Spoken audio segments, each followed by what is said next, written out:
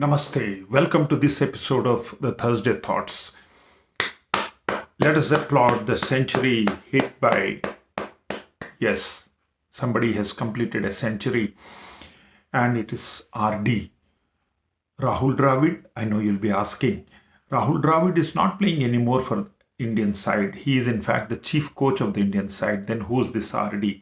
Yes, friends, I'm talking about RD, the magazine, Reader's Digest, as it is popularly known, and it has got a circulation of 4 million subscribers all over the world, and it is the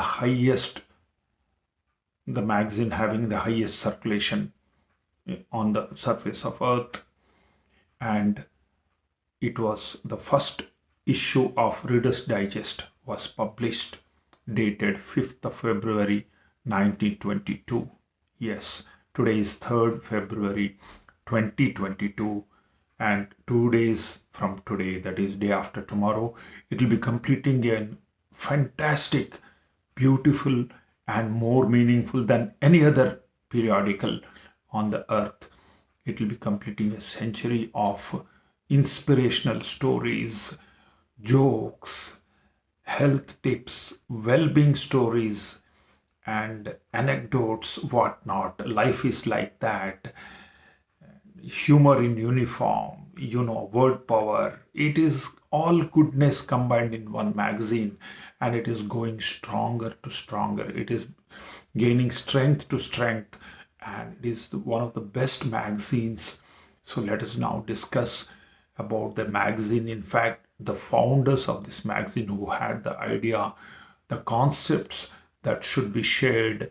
In fact, the tagline for Reader's Digest goes like this: life well shared. So it wants to share life anecdotes and stories that would inspire everybody who reads it, who writes it, and who preserves it, tries to follow it. He was DeWitt Wallace. DeWitt Wallace, born on 12th of November 1889, and his wife Leela Ascension Bell Wallace. In fact, both were 32 when they got married. In fact, just before their marriage, when Wallace had this idea of making or bringing out or publishing a magazine having the inspirational stories, he went to Leela. Leela was his old friend's sister, and she immediately responded very enthusiastically, told, very nice.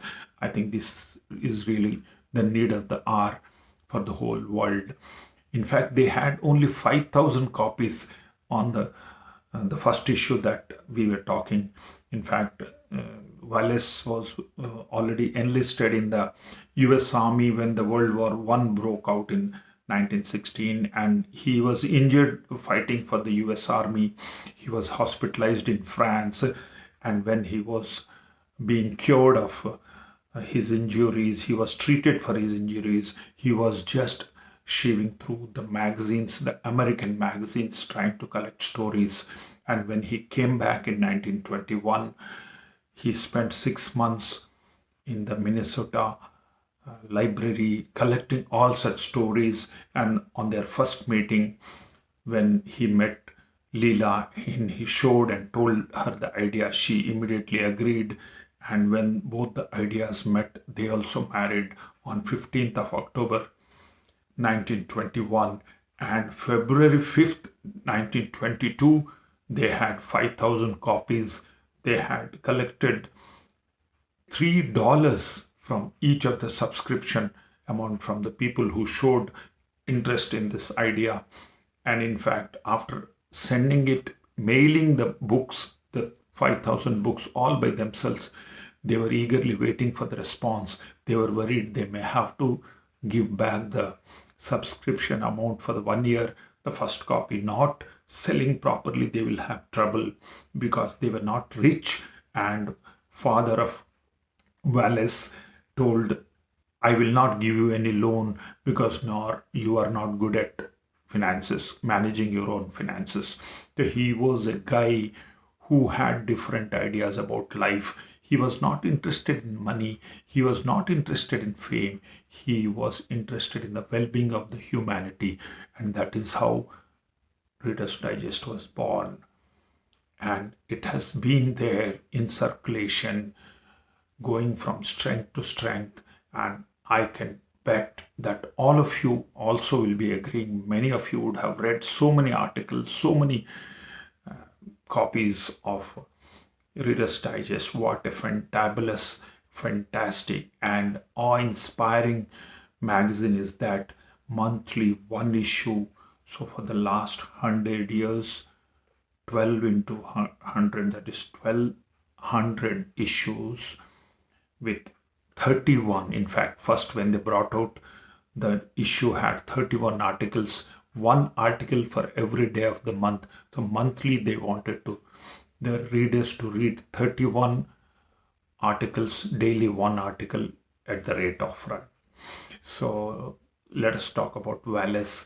So when he brought out this news magazine, in fact this article or the magazine having anecdotes about life, slowly it went from strength to strength, and the circulation was skyrocketing. Within 5 years it went up to 22,000 subscription, and within next 5 years it went almost tenfold, and now it is sitting at 40 million copies sold all over the world.